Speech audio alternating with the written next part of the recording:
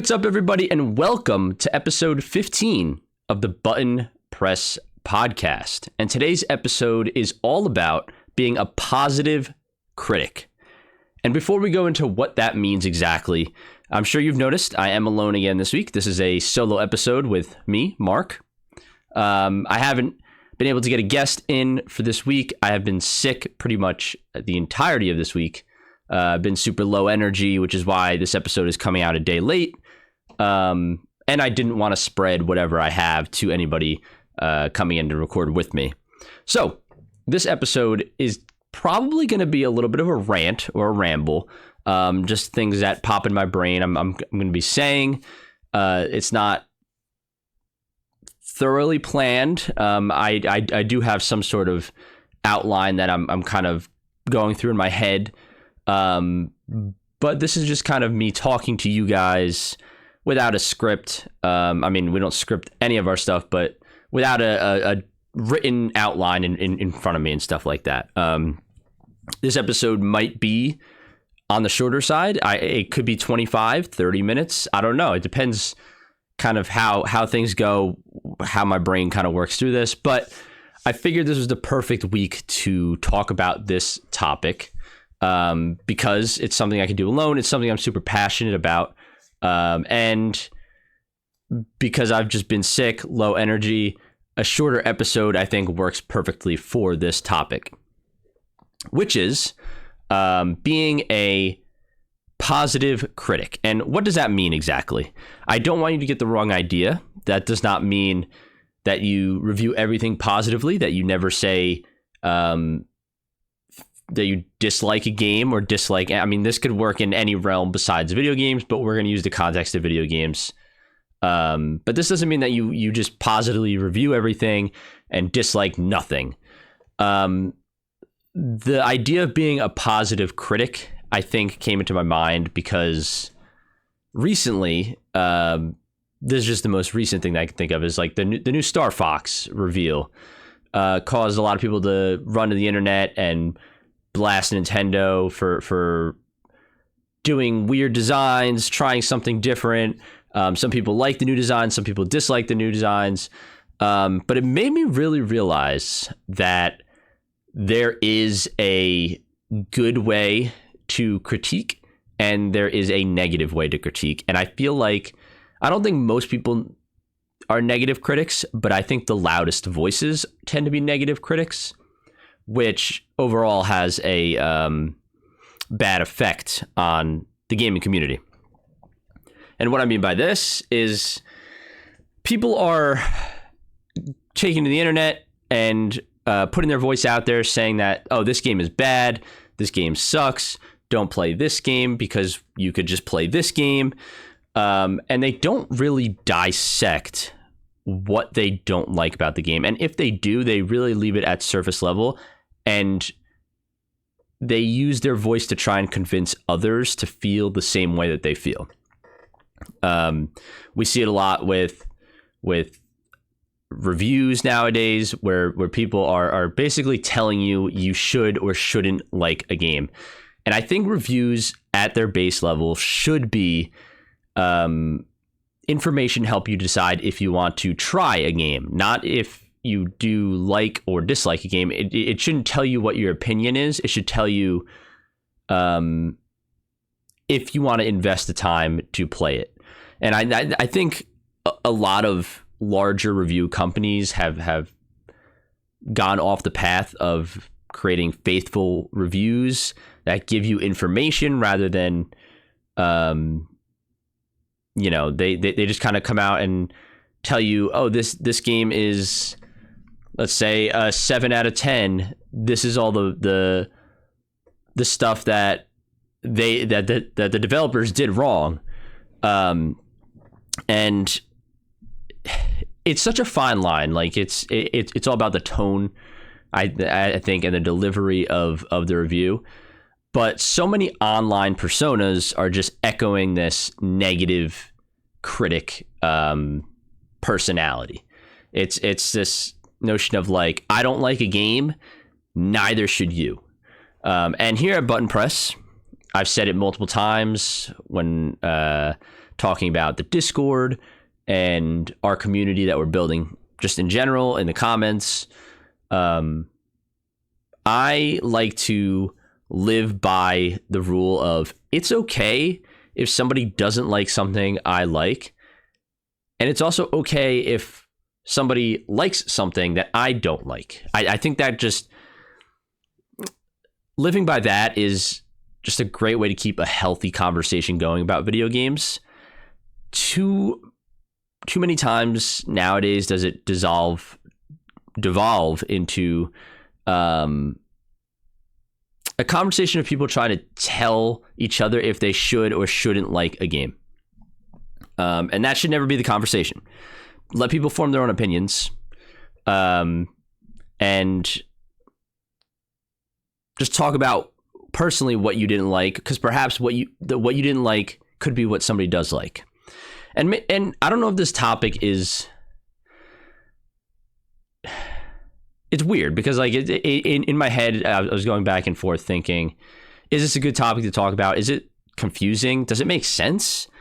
But I every time I thought that, I would see something that would make me want to talk about this. Whether it's somebody I know, like, you know, saying something about a game, trying to convince me to not buy a game, or simply a new announcement happens and somebody's like, oh yeah, this looks great, but like, it's just this ever-going battle of people trying to form your opinion for you. Let me take a sip of tea here. Trying to fight back the coughs and the sniffles for this podcast so I don't have to edit that all out. I don't want you guys to be hearing that the entire time. You probably heard that swallow sound. Sorry about that. Yeah, but I think being a positive critic, there's a few things that you can do that will, I think, bring more value to your thoughts on a game. And maybe not more value for you, but I do think more value for you, actually, but more value for other people as well. I think at its foundation, breaking down your opinions on a game to like the finite level is the most important part. I think people nowadays play games, maybe they play for an hour and they don't like it, and the only thing they have to say for it is, oh, this game sucks. And if you ask them, oh, why does it suck? It's just terrible. It's just not good.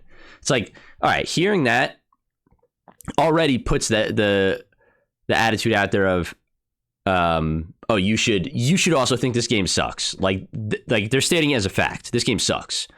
But if you allow yourself to really think about the game, think about what you like, think about what you don't like, and then when people ask you about the game,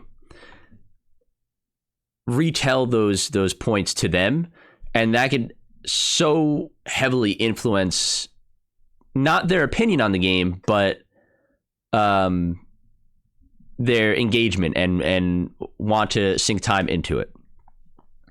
Like I said, this podcast episode, I think, will be a ramble, a rant. I'll probably talk in circles quite a bit about this topic, and I'll repeat probably everything 10 times in different wordage, but I figured I just want to get this information out there, this thought process in its most natural and like raw way. Like it just kind of, as I'm thinking of things, I'm just kind of saying them out loud. But yeah, so dissecting. Oh no, my tea bag almost fully went in. So dissecting your opinions on a game, firstly, I think helps the person that you're either referring the game to or just talking to about this game, whatever it may be. But also, I think in doing so, you're helping yourself. If you dissect your opinion, you can really figure out what other games that you want to jump to. You could compare it to other people's more fleshed out opinions on the games, and maybe compare and contrast and find new titles in that way as well. Which benefits both the, I guess in this situation, the reviewer and the reviewee, or like the reviewer and the viewer, to say the least. But on top of that, I think, sorry, I felt a cough coming up.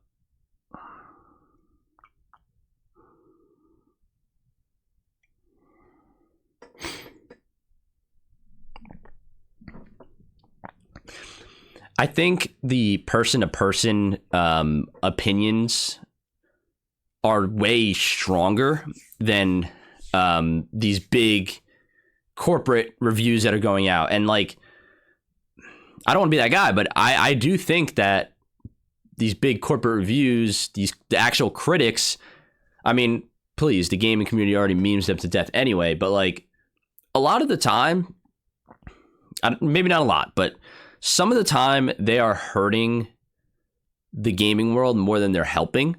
I get it that game journalism is important. It is important to have news articles, report on new games, keep people in the loop. But I think when reviews start putting scores on games without the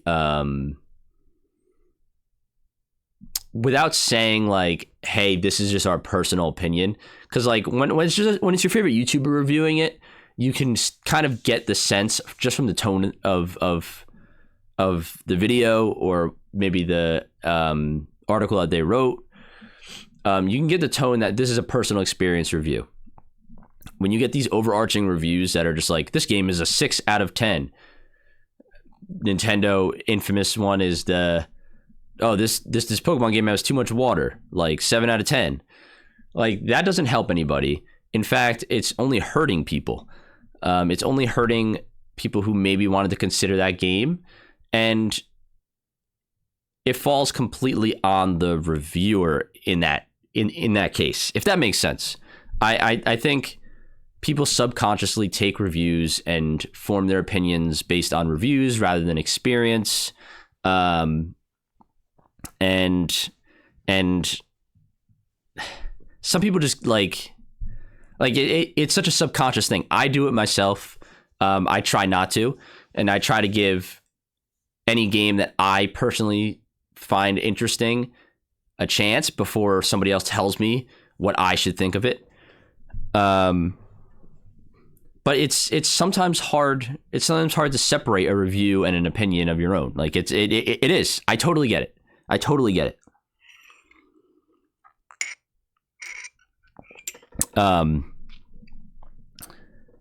Which is why, like, I think these gaming communities that, I mean, much like ours now, that the Discord is growing, we chat about games, like, we give each other honest opinions on games, but like, we also give a warning of like, hey, these are the other games that I like, so this is probably why I didn't like this game. So if you do like, or if you don't like these other games, and maybe you'll like the game that I'm talking about, and stuff like that. So I think being a positive critic in a space filled with positive critics is the absolute best way to get your recommendations for games without your opinions being skewed. I'll be honest, there's a few games out there that I can think of that I have never given a shot, and in my head I want to dislike them. And I think that's just strictly because voices online have amplified their dislike for them. And then I just kind of started to agree by seeing, a minute of gameplay, and then forever I just solidify that game as one that I dislike. And the one that's sitting on the top of my brain is Death Stranding. Like Death Stranding, I hear incredible things from people, but the first couple of things I heard were from people who didn't like it. So then my opinion got skewed. I've never tried it. Maybe I should. I think I should give myself a fair shot. I feel like I'm cutting myself, I'm cutting myself short by just listening to other people's opinions and making them my own.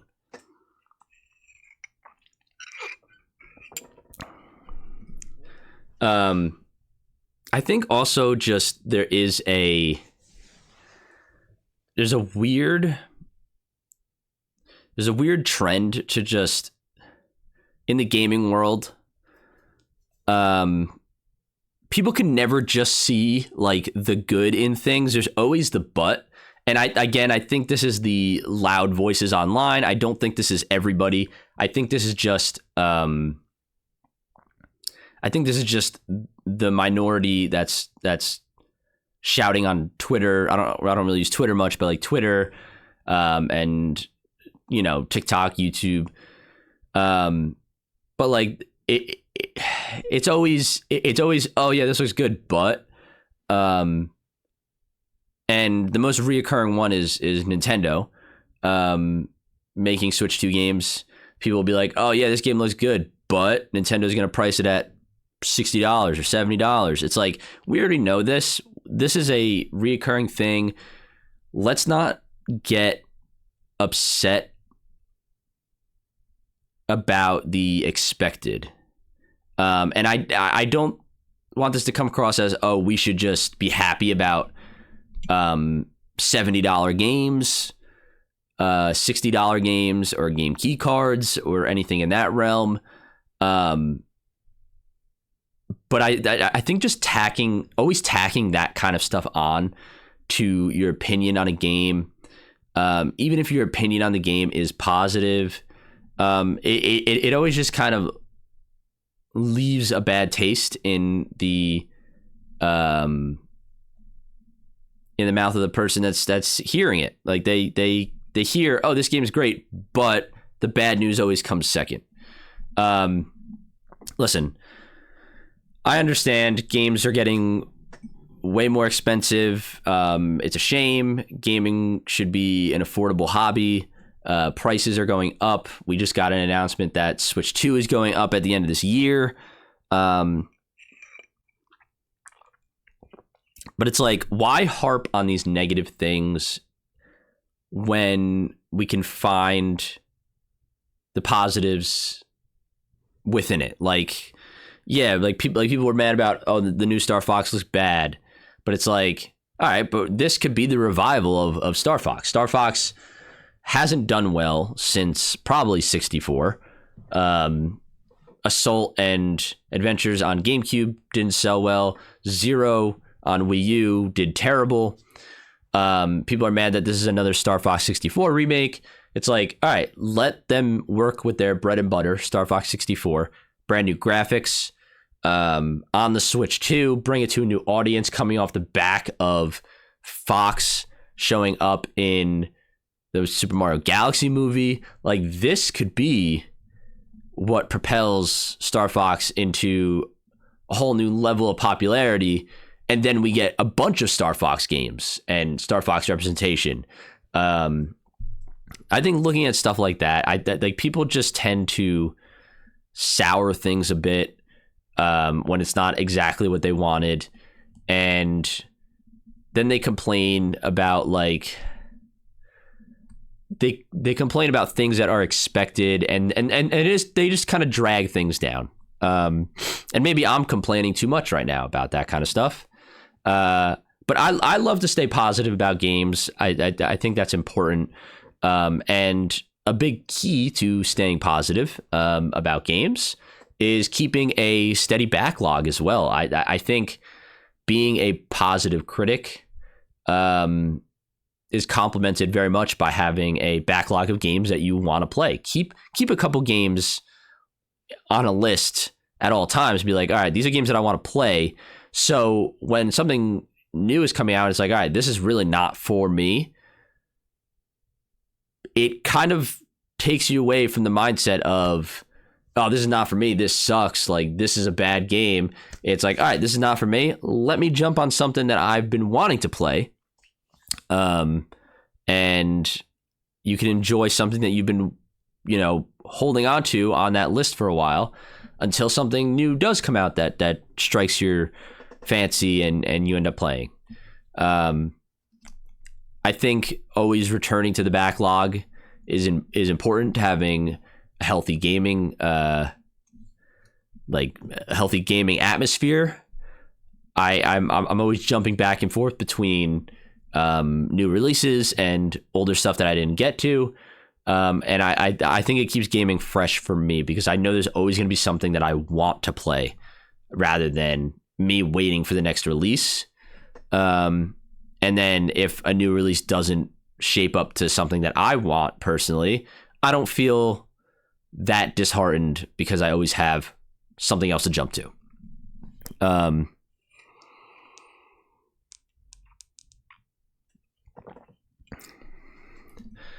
Yeah, I think that's a pretty important part of it as well. Just not whoa, first cough of the stream, or first cough of the pod. I thought I was going to be good to go through the entire thing without coughing. But yeah, it's like this whole conversation is just be positive. Don't drag down others if you dislike things because maybe they like it, something that they might enjoy. Don't try to make up people's opinions for themselves or for them. I think it's just a negative impact on the gaming world. Be a positive critic. You can criticize things all you want, even if you really don't like a game. Criticize it. I think criticizing a game is so important. Let the developers know, hey, I didn't like this, but do it in a way that tells the developers what you didn't like, why you didn't like it, and don't do it in a way that just bashes their work and then also tries to influence other players of their game. I think having positive feedback, or not positive feedback, but constructive criticism is one of the most important factors in game development, especially from people who have enjoyed your games in the past. If somebody is let down from a game in a series that they absolutely love, they're the perfect person to tell you, hey, this is what I didn't like about it, but I do love your other games. Like it creates a healthy back and forth between developer and player. I think I'm rambling a bit. I don't really know how long this episode has been, but like I feel like I've kind of ran through it all of what I wanted to talk about. I'm sorry if this episode wasn't super exciting for everybody. It's just a rant, a ramble about just be positive, guys, and find people who are going to be positive with you about gaming. Gaming is supposed to be a hobby that is fun, is takes the weight off your shoulders. It shouldn't be a storm of negativity and just bad energy. I think just find your people. Find a place. ButtonPress is a great place if you want to discuss games. We do have the Discord. I'll put the Discord link below. But also the comments work the same way. It's just like there's just too much. Maybe there's not. There's too many platforms out there that are just dominated by the loud minority of people who want to conduct the feeling, the emotions around a game.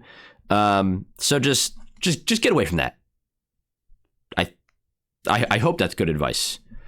At least that's kind of the way that I see it. It's exactly why I started ButtonPress. I wanted to continue my conversations that I had with my brother, because me and my brother are usually very positive about games. We tend to enjoy bad games too. I don't think a bad game is a boring game. A bad game could be a fun game. But I wanted to create this, get you guys to join in. Let's just have fun, be positive about games, recommend things, maybe help each other find things that we do or don't like. And just keep a good mindset about it all. So I think that is pretty much it for episode 15 of the ButtonPress podcast. If you do enjoy this kind of content, we do post shorts on TikTok, YouTube, Instagram of a lot of trivia stuff, fun little games. I'm sure you've probably seen it. Most people have seen it before they get to the podcast here. But on top of that, I mentioned it before, you can join our Discord. The link is in the description below. And actually a few more things. If you're watching this close to the release date of this episode, tomorrow, which is May 16th, I believe, Saturday, I'll be posting a channel update that's going to be going in depth on what's to come for ButtonPress, the future, everything I want to strive for, and the kind of content that I want to make for the channel. It's going to be a lot of exciting stuff. I recommend you go check it out when it is released on Saturday, May 16th, I believe. Additionally, we're going to be doing a couple live streams this weekend. If you're watching this episode later on, then this might not be relevant, but Saturday night, tomorrow night, we are going to be starting a Pokemon Violet playthrough. My first time ever playing through it. The last Pokemon game that I've ever completed completely is Omega Ruby Alpha Sapphire. So this should be fun. But I'm going to be playing it on Switch 2. We're doing a stream Saturday night. And then Sunday, which is exciting, we're going to be doing a live guess the category. I'm going to be playing with you guys. I will have the categories. You guys will guess the characters. I will somehow have a graphic up on screen where I could type out the character names. And then, you guys can guess the categories along with, or guess my categories in chat live.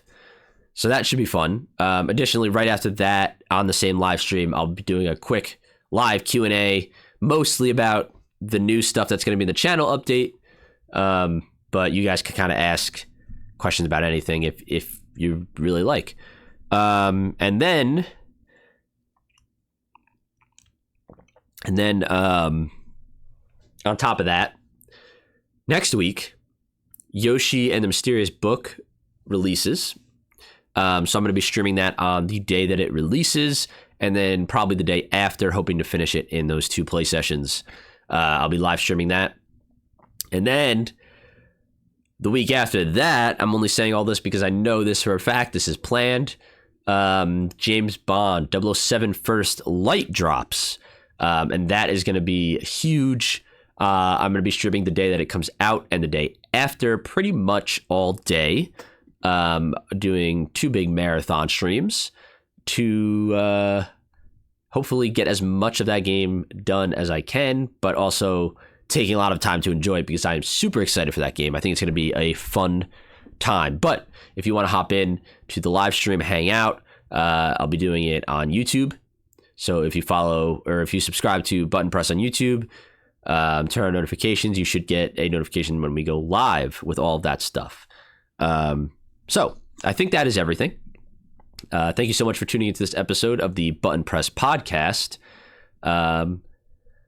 And a lot of fun things planned for the future. But until then, I'll see you guys in the next one. Bye-bye.